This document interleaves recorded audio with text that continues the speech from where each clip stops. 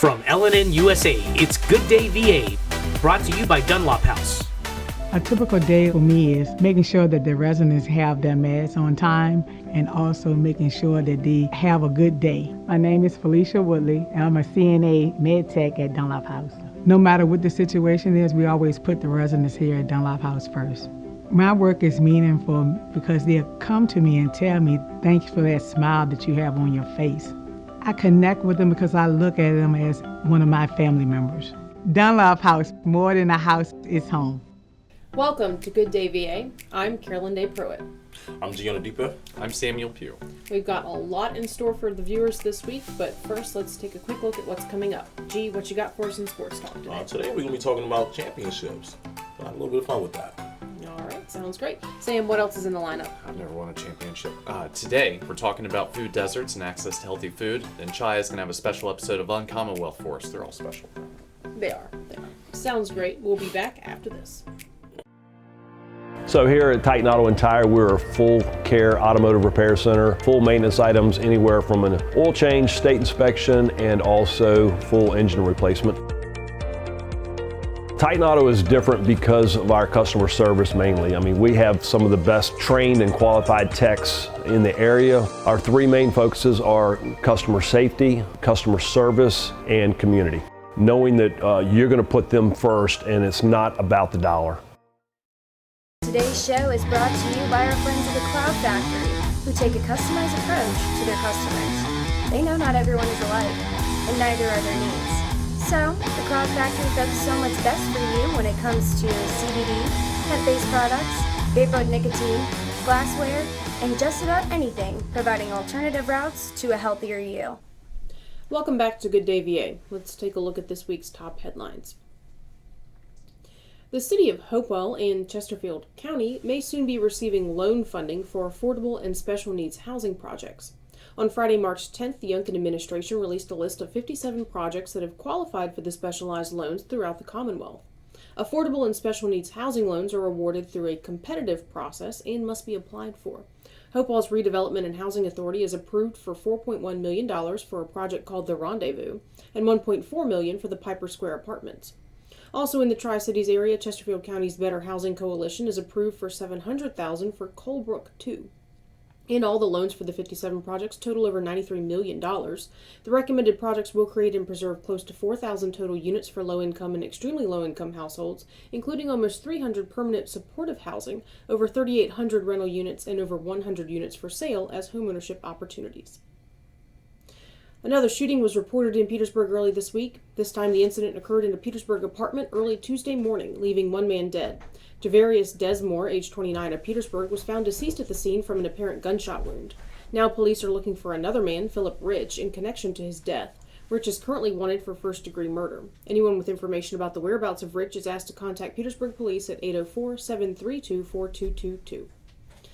City government offices in Hopewell, including the City Municipal Building, Police Department, and other city departments, experienced an internet outage on Tuesday, March 14th.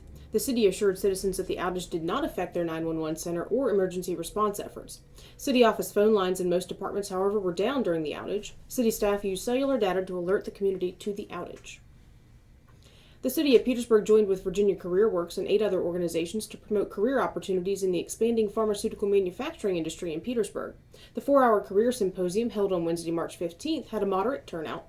Those who attended, including students and community members, met with Brightpoint College and Community College Workforce Alliance advisors to discuss pathways into the pharmaceutical industry.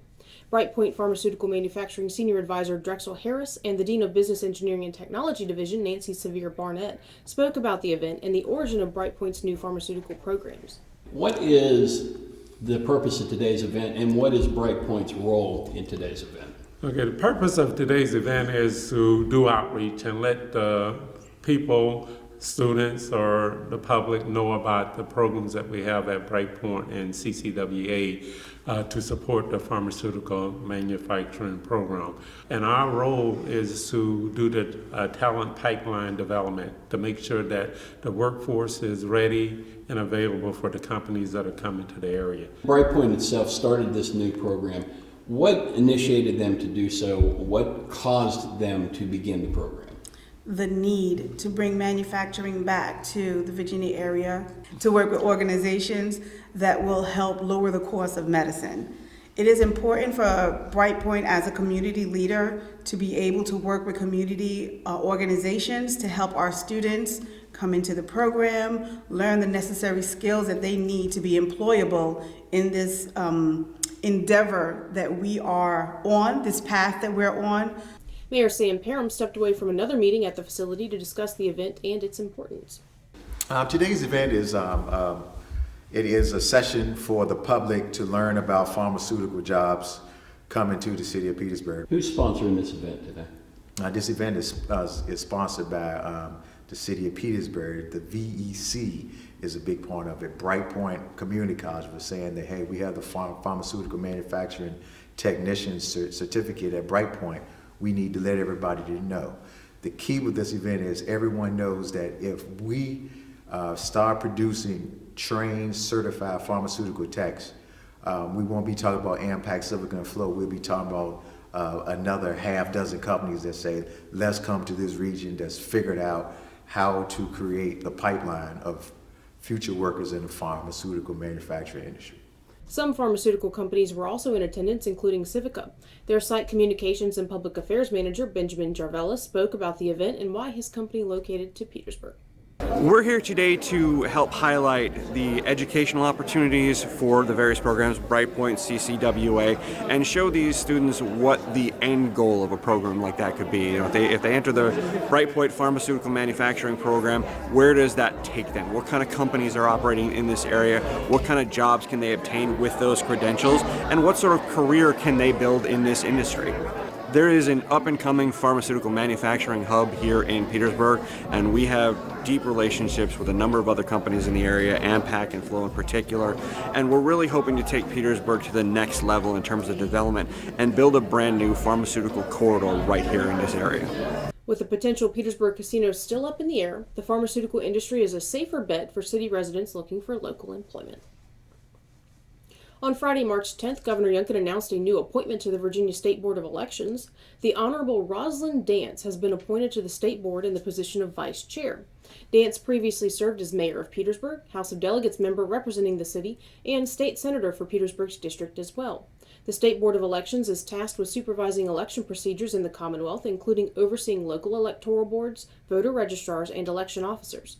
About Dance and the other slate of appointments, Governor Youngkin said, quote, "I am confident that with their help we will be able to strengthen the spirit of Virginia and accomplish great things for our Commonwealth." Prince George County Public Schools will continue its series of multi-day teacher job fair events on March 24th and 25th as the division seeks to connect teachers and support staff with opportunities to serve Prince George County. The two-day event will be hosted at the Prince George School Board office located at 6410 Courts Drive from 8 a.m. to 5 p.m. on Friday, March 24th, and on Saturday, March 25th from 8:30 a.m. to 12 p.m. School and division leaders will be on site to share information and conduct interviews with candidates. The division is offering $1,000 early sign-on bonuses for the upcoming school year for licensed teacher positions. There are a limited number of these bonuses, so applicants are encouraged to apply early for an opportunity to receive that compensation after accepting an offer for a qualifying position. The Petersburg Cavaliers continue the 2023 season with their second win, traveling south to face the Hampton Roads Warriors on Saturday, March 11th. Unlike their opening game, the Cavs were challenged during all four quarters. At halftime, the Cavs held a 6-point lead. The Warriors outscored Petersburg in the third and fourth quarters, but the Cavs held on for a 110-107 victory, bringing the team to a 2-0 start on the season. The Cavs will be back in action at home on Saturday, March 18th to face the 2-2 Rowan County Bulls. That's it for this week's headlines. We'll take a look at weather and sports when we come back. Hi, I'm Dr. Sandy Elba. And I'm Dr. Adam Elba. We're chiropractors, and we love what we do. We change lives on a regular basis. We go from pain relief all the way to wellness. We work with the cause of the problem, we help solve the problem, and put your life on a whole different path. If you're concerned about your health in any way, or you just want to be healthier all the way around, come see us, Chester Family Chiropractic Center. There's no place like home. That's why BSV created a simple online process where you can easily get pre-qualified for a home loan without entering a branch. Visit bsvnet.com and see how much you qualify for. Be a homebody with no sweat mortgages from BSV.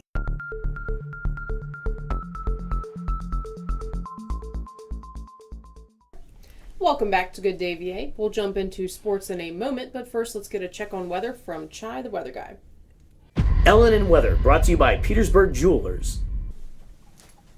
The weekend starts off with mild springtime temperatures, and spring is just around the corner with the coming of the equinox. So that's in late March, around March 20th, give or take a day.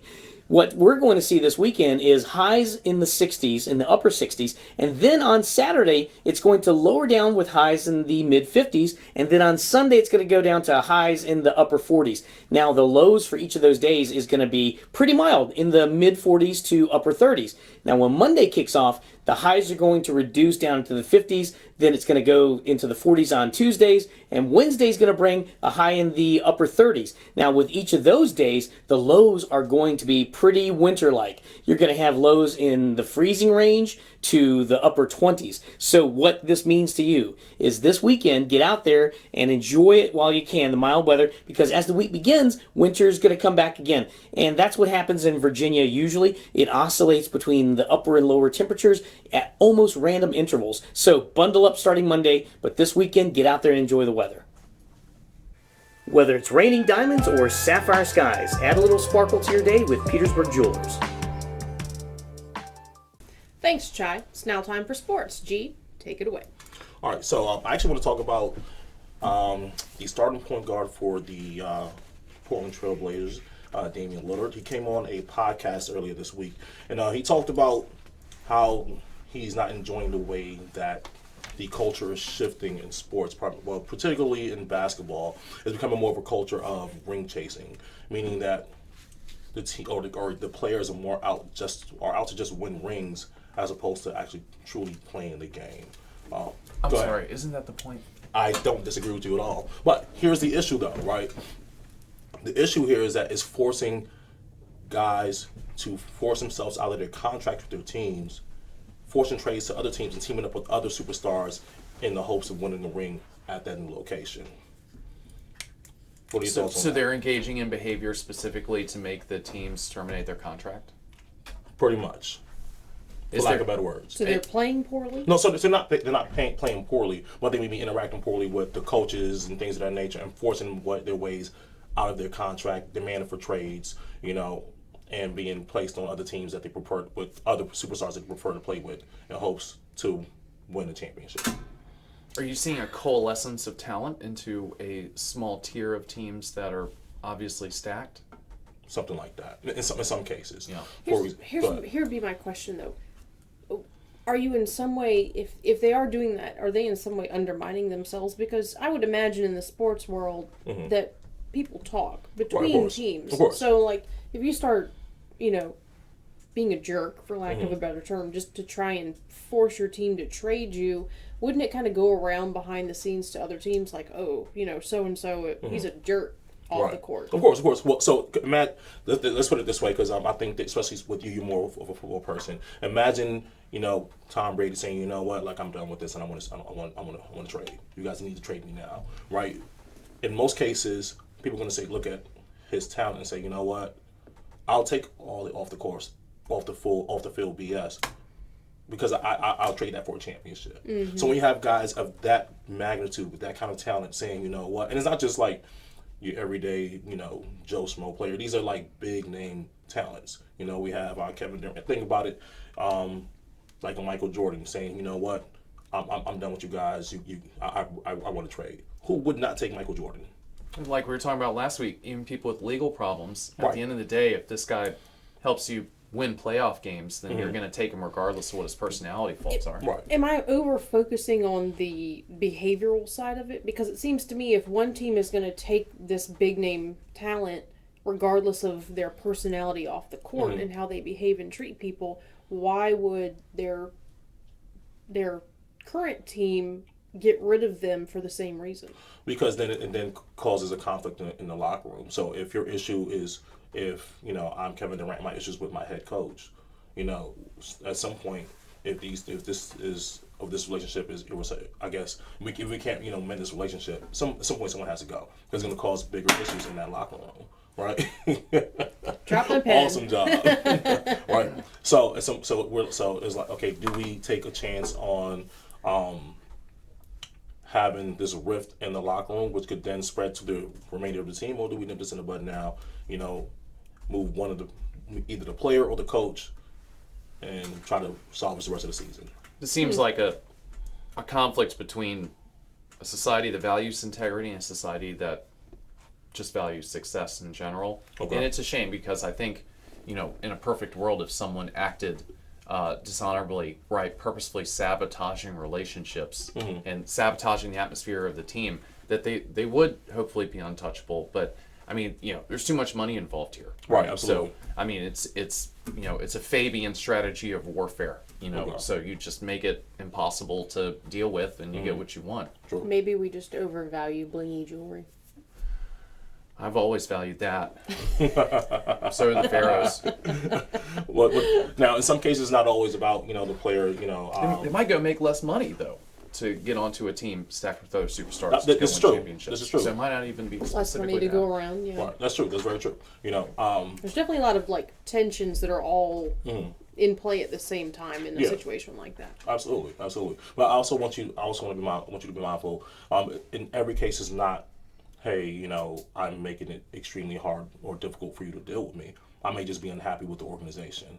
In some cases, I feel as though you guys aren't doing enough to get players around me to help me succeed and win a championship. So at this point, I'm ready to leave and go to an organization that is already there, and you just need that extra bump to get over the. I think this is pretty common, not just in sports, but probably in the entertainment industry and anywhere Absolutely. where you're doing contracts, right, for an Of course. extended period of time. People are going to become passive aggressive if they're not happy. Of course, but the issue is forcing your way out of the contract, though, right? Because, for example, Kevin Durant signed a 4-year contract with the Brooklyn Nets, and at some point he became unhappy and asked to be traded to the Phoenix Suns, and he still had some 2 years left on his contract. I think it's different to ask, to request to be traded versus try to Force your way out of the contract. To me, there's a difference there. One is but they're still both contracts. There's still a contract, but to me, there's a difference between saying,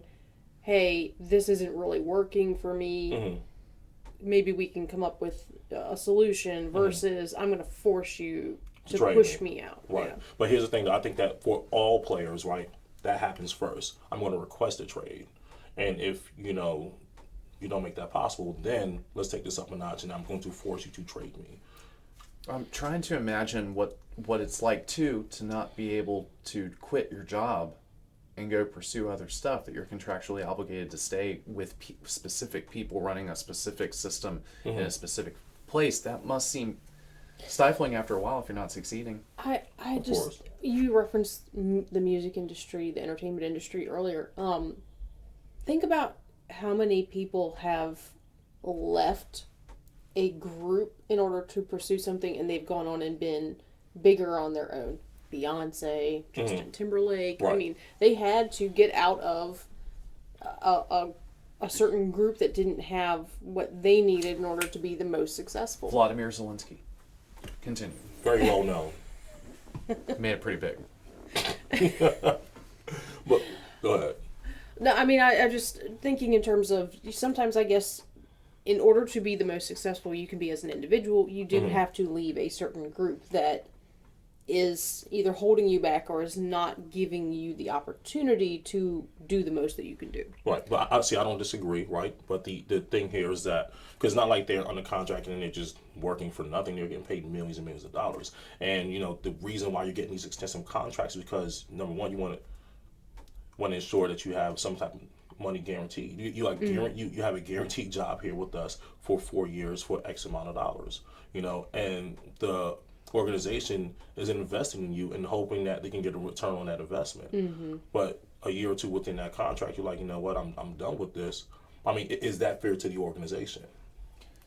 But conversely, is it fair to a player, right? Is it fair to Dan Marino to be with a mediocre franchise his entire career and never receive the pinnacle of his sports?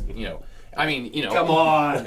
He's referring to the Miami Dolphins. Yeah, it's tough. I look at it from both sides, certainly, but the organization is the organization that's going to make hundreds of millions of dollars, and they're going to exist for the next 150 years. Right. So that's one set of concerns, and I understand that.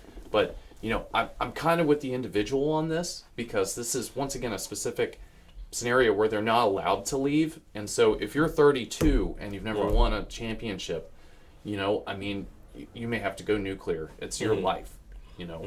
Now, once again, dishonorable, probably, but our culture doesn't even really shame dishonor anymore. People stand up and lie all the time. These guys aren't lying; they just want something different. So I can't make them a villain for that. I don't disagree with you at all. I would go ahead. So this brings up this next point, right? Because athletes align their greatness with what? How many championships you win? I mean, at least on our end, correct? We say, hey, this person's better than this person because they have the Michael Jordan and LeBron James case, right? A lot of people believe that Michael Jordan is better because he has 6 rings to LeBron James's 4, correct? If we put that kind of pressure, if we measure an athlete's greatness by the amount of rings that they win, should we not hold them accountable and say, hey, look, stay with that organization and win them a ring? Versus saying, no, it's good, go just find somewhere else to play that's gonna allow you to win the ring. Does that make sense? Yeah, totally. And it's tough because it's almost like 51-49 one way or the other. And I understand also that contracts are contracts. Our entire system of law is based around fulfilling contracts. And if that breaks down, you don't really have a civilization anymore. See California. But once again, I can sympathize with someone trying. What if the head coach is just a jerk and everyone around them just makes their life miserable? I mean, do you have responsibility to make your life miserable? I mean, I can think of just about every other way in life you have a way out. You can resign, you can quit, you can go back to college and do a different job. My wife could leave me. There's a lot of ways to get out of that. But this is it. I just can't imagine being stuck in a town you hate with people you don't like for 5 years. Let's not sign those contracts then. Right. Is there something to be said about the process leading up to the signing of the contract? Getting to know the team, getting to know the coaching staff, getting to know the city that you're going to make your home for the next however many years. I think some responsibility falls on the individual, but also if you're an organization and you're courting some big name, you're going to make it seem like everything is rainbows and unicorns. So, and these people aren't exactly gullible rookies who need to pay off their student loans and their family needs financial help. So you take the first thing that comes along. These are experienced operators. So, I mean, that's a good point. And man, it's certainly it's a dilemma. We're on the horns of a dilemma here because it's tough both ways. I don't disagree at all. So, and the concern here, right, is because when you talk to someone about sports, what are the first things that you typically ask? You say, who is your favorite team? Or what, right? Not who's your favorite player, right? This makes it hard for people to actually root for teams now. I remember back, in the 90s, early 2000s, like people actually followed, your team could suck for the next 12 years, but that is your team. And there's still a lot of people like that. But I'll be honest with you, I like certain teams because of certain players or coaches. Right. But that's normal now. Yeah. I think it's normal now because people bounce around so much. I remember there were times for how many teams did Michael Jordan play for? Well, 2, but that was when he came back. He was the GM of the second team. He came back out of retirement like at 40 years old. But when you think about Michael Jordan, you associate him with the Chicago Bulls. When you think about Magic, the Lakers. Like people have. It was just so much easier for you to follow a team. Like now you got. I'm trying to remember what other team he played. What he was. Michael Jordan? The Wizards. Wizards, yeah. Okay. The Wizards. So I did remember. And the White Sox. But of course the Bulls was, Right. We won't go there. Irrelevant right now. Right. So, I mean, is that ruining, the game? Well, what's your baseline of what is, I guess, nostalgic, right? Because I've never understood, I remember with the football team I rooted for when I was a kid, when I found out the owner was a psychopath. And it was like, why am I financially supporting psychopath Right. who gets rid of my favorite players, and now my favorite player, Jerry Rice, plays for another team, and so this is such an existential crisis for a 12-year-old. So like I started just being into players like you said. But at the same time, teams don't disappear usually. Usually, right. An owner might sell Commanders. An owner might sell or be looking to sell the franchise, the team, but that team will still continue to exist under a new owner. So you can still be a fan of that team. And I know a lot of people who are diehard insert team here fans. Right. And that's just, it doesn't matter. The Commanders, I know a lot of people who are Commanders fans, and they are terrible right now. But they're still fans. And I think that also people kind of inherit teams. Like, my dad was a big such and such fan. For me, it's St. Louis Cardinals. My grandfather was a big Cardinals fan, so I'm kind of a Cardinals fan. So I think some things are passed down and carried on through families. But then I've expanded. I didn't really have a football team. My whole family were kind of Commanders, Redskins fan at that point. But I don't consider that my team. I don't really have a team right now. I'm just a big Bills and Bengals fan. I just wonder about the psychology of this and about whether have we supplemented this or have we substituted this with tribal warfare? Because what are we really cheering for here? The logo? If it's different owners and different players and different stadium and, it's always fluid and shifting, I just wonder how people become attached to something arbitrary like that, that doesn't even know you exist. Right. So I've always found much more of a connection with players because they could sit down and talk about life and you get a philosophy there and you learn about who you're actually supporting. Where an amorphous thing like a franchise just seems like it's not authentic because you just it's like dogma. But there are a lot of people out there who are drawn to that feeling of belonging to a group. Right. I'm a whatever fan. I'm a Commanders fan. I'm a Yankees fan. And that I feel like, especially in today's world, it's interesting, this dynamic, because you're saying you feel like people are more into individual players. Right. Meanwhile, our society as a whole is definitely leaning more towards like group identities. Like you belong in this little group over here or that group over there. So it's an interesting dynamic there. Right. I mean, but still, within that, when your favorite player gets traded, you now become a fan of that team. You're not watching all of those games. So it still becomes a group thing. You just, here because this person is now here. But I think that, going back to your point, Sam, in a lot of cases, is about, the feeling, right? Because for me, I will always be a New York Knicks fan. I mean, I was, born in New York. But that's primarily because I remember my family and friends as a kid gathering around watching those games, right. In the 90s, It's nostalgic. It's nostalgic, So I think the attachment is more to that as opposed to the actual organization, if that makes sense, I know, but it's weird watching a Packers fan and a Cowboys fan fist fight each other at PWT in Chester. Right. And they're like the same guy, right? And they're arguing about, they're both talking about the cover 2 defense, but they hate each other, right. And I just think it's fascinating to look at, kind of disconnected, that people are so loyal to something that doesn't even know they exist. Right. And I would also say, if you go back, and I think I referenced this last week in our sports discussion, but if you go way back through the history of sports to, like Roman times, when your literal stadium entertainment was watching a guy fight a lion to death or something. Right. But you didn't have teams. You had to root for an individual or an animal. I think we should bring that back. Okay. It's not like somebody sitting there like, yay, go gladiators, or yay, go wild beasts. I mean... they were betting. I'm sure. They were betting. They were betting. But on an individual animal or gladiator, not...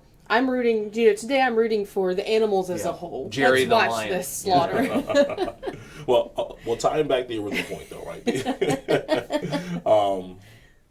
Damian Lillard talking about the culture of ring chasing, right? Because Damian Lillard himself is 7-time All-Star. I mean, he's no joke. He's been voted on to the 75th anniversary team, which means he's one of the 75 best basketball players of all time, right? Wow. He is currently probably the top 3 point guards in the league right now. The thing is that the other 2 point guards both have rings. Okay, he does not. Does having a ring or not having a ring tarnish your legacy as a great basketball player or a great football player or a great athlete? Does that make you less of a player? I don't think so. Not in my opinion. I think you can be the most awesome player in the world, but not have any championship rings because the support structure there to make you successful wasn't there. The other players weren't doing their job well enough for the whole team to get where they needed to go. I don't think that makes you less of a player. Yeah, it's a team game, so that matters less than I think, right? Winning MVPs and your career statistics. I mean, I think that's really what people are judged on when they're elevated into the pinnacle of their sport historically is, the performance characteristics, not necessarily the team. Because Dan Marino was okay. Maybe we should just do away with rings. Make it the team gets this communist trophy. No. The team gets the trophy, and that would promote more teamwork. For what are they going to pawn in their 50s when they're broke? I mean, but it's still a retirement plan. They can pawn their ridiculously expensive jewel encrusted Bud Light can necklace. My grandfather will never sell his Bud Light necklace. Oh my gosh! It's a family heirloom. Well, playing for one random trophy, I think it's still the same thing, though, as playing for rings. Because again, that player still has won a championship, whether they give him rings or not. The unfortunate thing is that I do think that as a society, we base the success of players on how many championships they won. On their accessories. Yeah, on their accessories. The way I judge women. Not kidding, joking. Anyway, that's all I got for sports. All right. What's up, Alan Day? That wraps up sports. We'll be back in a moment. Send your complaints to Ellen and USA.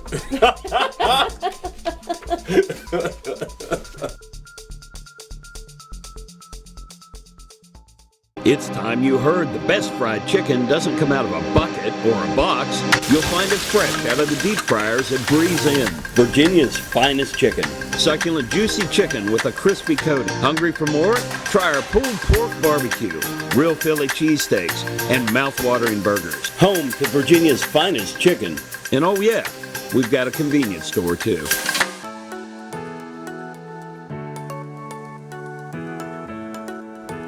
Yes, you can still get haircuts, colors, highlights, waxing services, everything that's going to make you look great right here at the Apothic Company.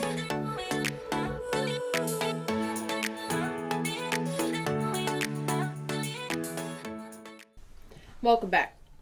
The term food desert has been used with increasing frequency in the public discourse, and many have pointed out that downtown Petersburg itself is a food desert. But what does that mean, and what are potential solutions? Gentlemen, what are your initial thoughts on access to healthy food options? Okay, I'm probably going to take this discussion off the tracks immediately because I think the general condition of the food supply in the United States of America is close to as irresponsible as a leadership can get. We are completely dominated by a couple giant agricultural corporations, and they give us absolute crap. All the food has preservatives in it, so you go to a grocery store, walk around, and not find any healthy food really as soon as you get out of the produce section. So, yes, specifically downtown Petersburg does not have anywhere that's got generally healthy food. But I think it's just kind of a sham to say that anywhere really we're focused on this, because Americans are so unhealthy. And it's not generally because we're not moving around, it's because the food supply is preservative, excuse my language, but it's crap. Okay. Well, what do we consider healthy food? Food that is not loaded down. Yeah, food that is not loaded down with enough preservatives and pesticides, right? Pesticide resistant stuff. That it makes your body hold on to this stuff longer than it normally would, right? So, you know, the fact that you can drop, for example, that really famous picture of that guy who left a like a quarter pounder with cheese underneath of his couch for 5 years and pulled it out, and it was exactly the same. Right. Even mold doesn't want this food. Oh my gosh! Right? Yet we eat it. Yeah, without even questioning it. Right. So, you know, if you think about the way human beings have operated for their history, you're generally eating what's within about 10 miles of you. It's grown and produced super close to you. You know, and if you're eating something preserved, it's preserved with salt or smoke. You know, now there are chemicals that you can't even pronounce that you are eating in giant amounts.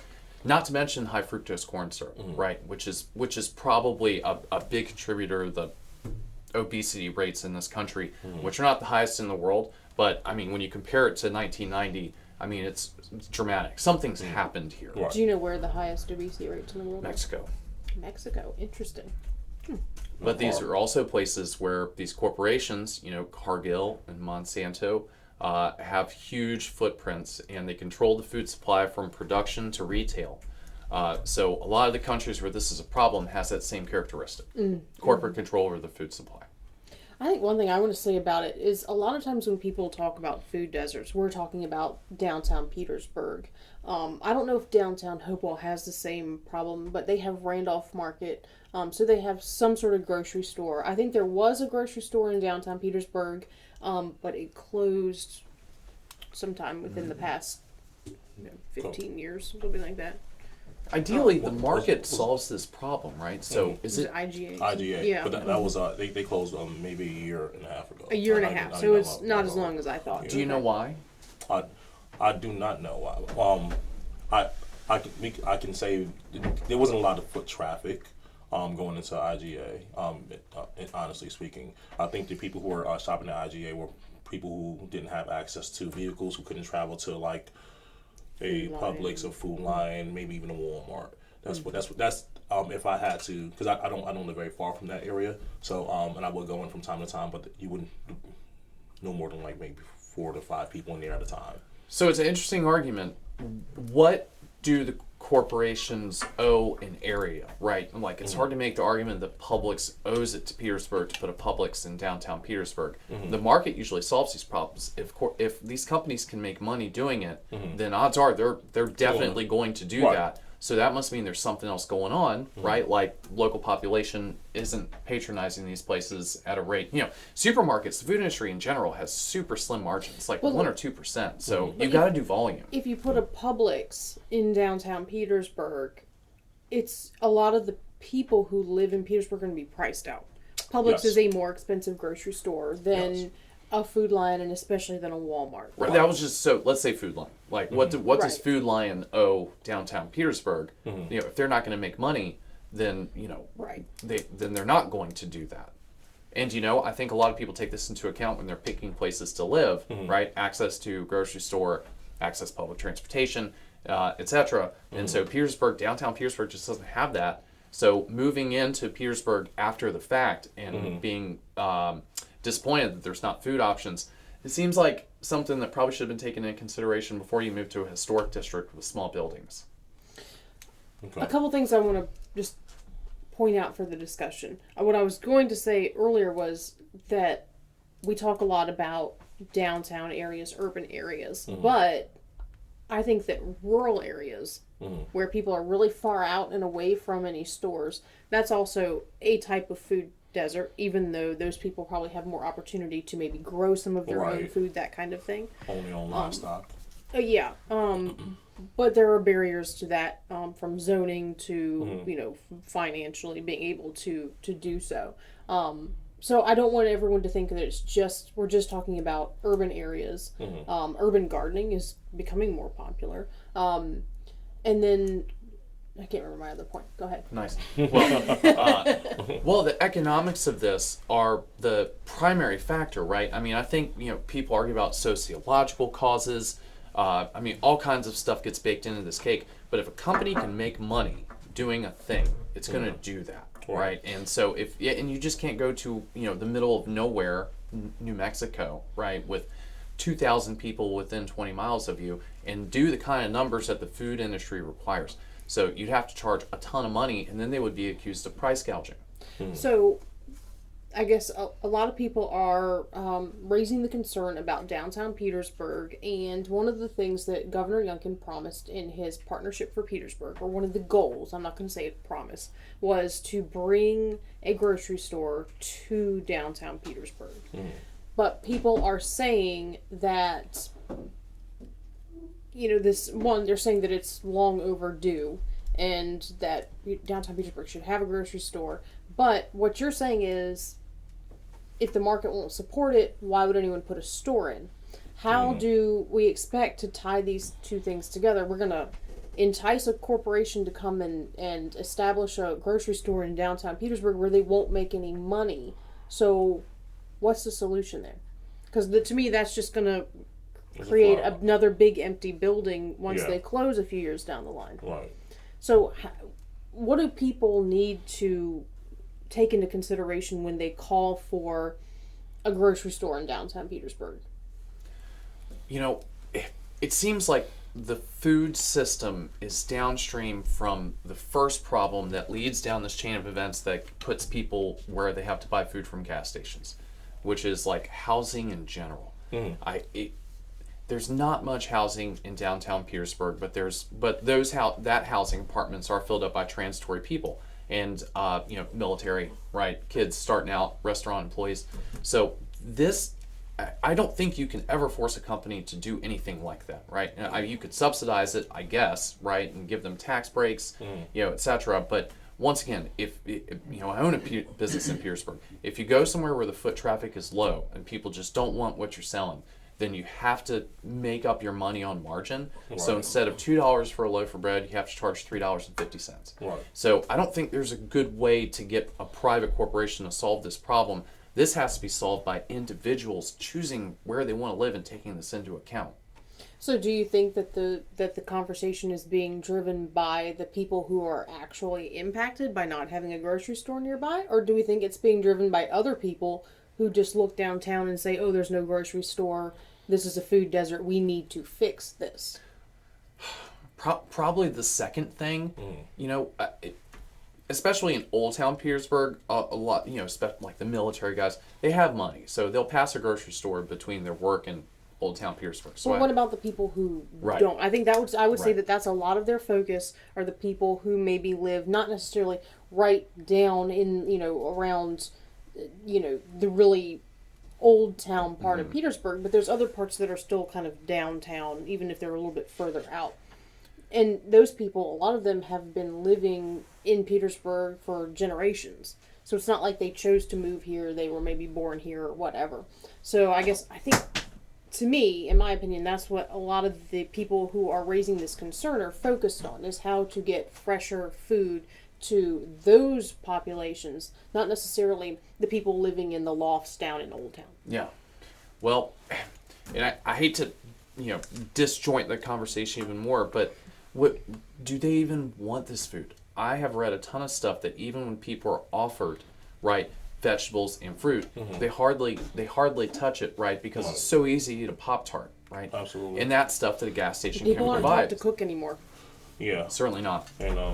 And the first thing you hear, especially being in the fitness industry, is that eating healthier is so much more expensive. That's what you they hear. say, That's what you say. I don't agree with that. I don't agree with it either. Yeah. But if that is the belief, right? If that's the belief, then what's gonna make people say, you know what? I'm gonna go start shopping at this new grocery store where I can just buy that burger from McDonald's for $1. Self-preservation. I mean, Right. you could pay $1.40 and get 6 bananas and be good to go for breakfast for a week, as opposed to paying the same money for a preservative block of clay from a giant corporation. I don't disagree at all. But again, if that was, the popular belief, then we wouldn't have so many McDonald's popping up. Well, and now culture is coming back in and saying it's okay if you're, unhealthy, right? That it's a lifestyle choice and that you can be healthy and unhealthy at the same time. Right. So there's no upward pressure to make people make better decisions anymore, because we're not holding each other to any kind of standard. So I just don't see how you can force lifestyle choices and businesses that care those lifestyle choices, in places where it's not economically viable to do that. If it's not economically viable, that means people don't want it. right? So, you know, if we're talking about people, you know, like there's some housing down here for people who need, you know, government assistance, medical assistance. Those folks are generally wards of the state already. And so, yeah, in that context, I think it's a responsibility of the state.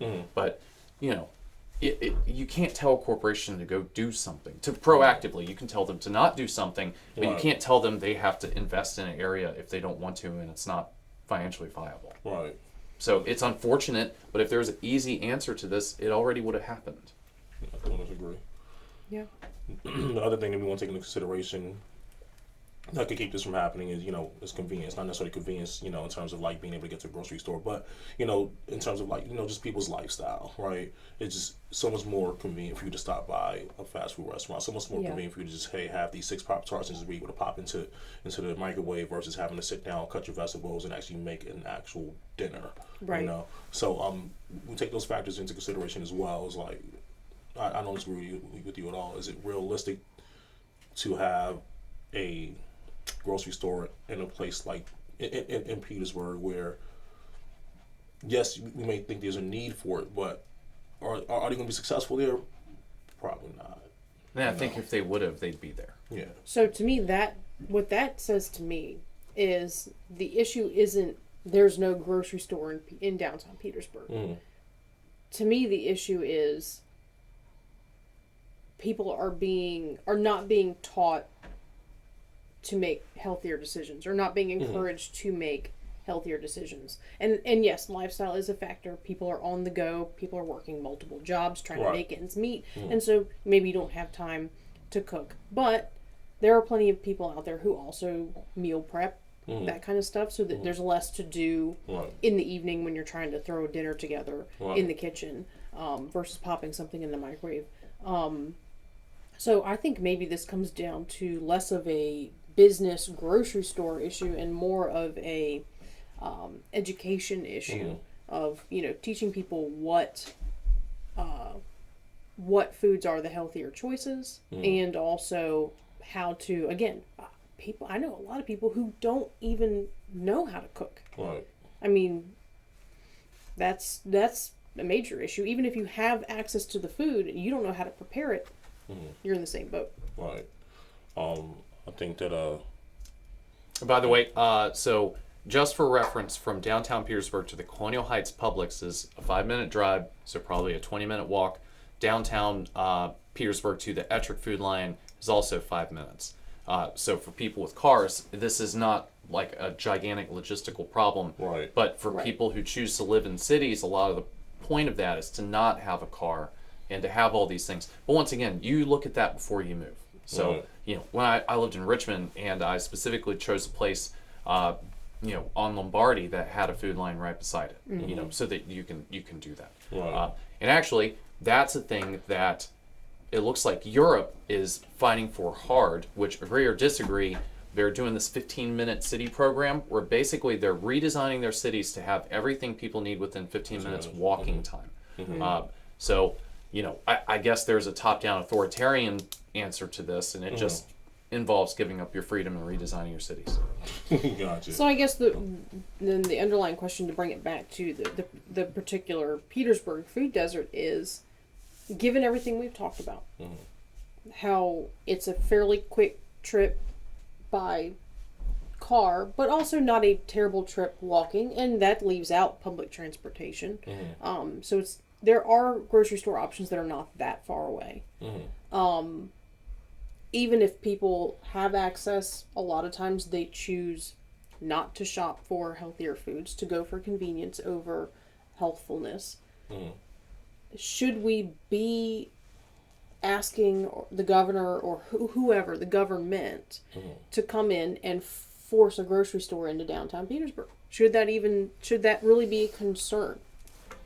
No, I think it's a trendy thing that I hesitate to use the term virtue signaling, but you know, people want to get involved in minutia of people's problems and act like they are the portal to the solution.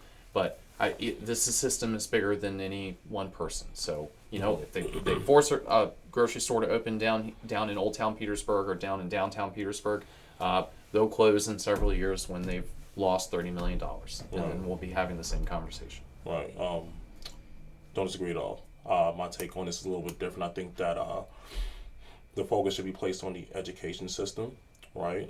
Because again, you talk about people who were born here, who didn't necessarily move here, who may want these things, but don't know any better. And I think that the places where you have people who have communities that have the Trader Joe's, the communities that have the Publix, the communities that have, even the food lines or whatever the case might be, I think that generally speaking, right, those places probably do have better educational systems, all right? So we're talking about kids who are coming out and not learning, like you said, learning how to make healthy decisions, learning how to make these choices that are going to help. It's going to help preserve their lifespan or lead to a better lifestyle. Right. And you're coming out of a school that's not accredited. The median income is probably a lot lower here than it is in a lot of those places, and that's probably due to, once again, the educational system. So I think those things do tie back to that.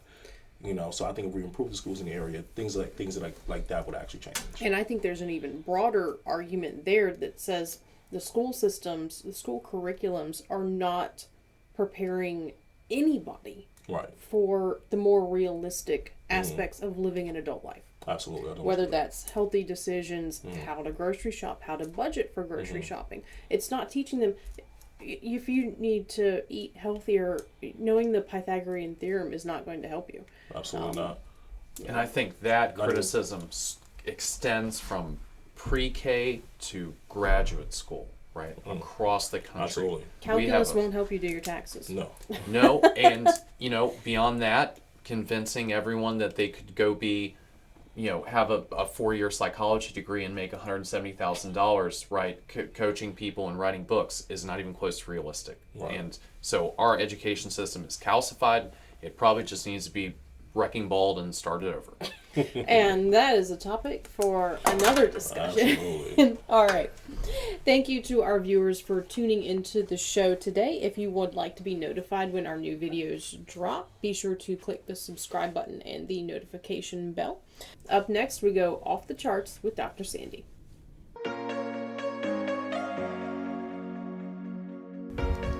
Hello, I'm Dr. Colton. Today we're going to talk about the importance of being mindful. We want to be mindful about the habits, about how we live our life. And optimally, we would want to be aligning ourselves with healthy principles. Posture is important. Water, food, sleep, our relationships, our thought process, identifying our needs and meeting our needs. Aligning ourselves with healthy principles, with disciplined habits, can set us up for success, to live a life free of fear and in full expression. Chiropractic care helps us increase our awareness and become more connected to what our needs are so that we can adapt and live more life per moment. Be mindful of your habits. Why do you do what you do? Are you even aware of why you drink what you drink? Why you eat what you eat? Why you move in the way you move? Bringing mindfulness to the habits that we practice can help us align ourselves with healthy principles. Thank you. Have a great day. That's it for this week's show. We appreciate all of our viewers and thank you for tuning in. And if you enjoyed the show, be sure to follow us on LNN USA on YouTube and Facebook and Instagram. And a big thank you to all of our sponsors, especially Dunlop House, for making this show possible. We'll see you again next Friday. In the meantime, have a good day, VA.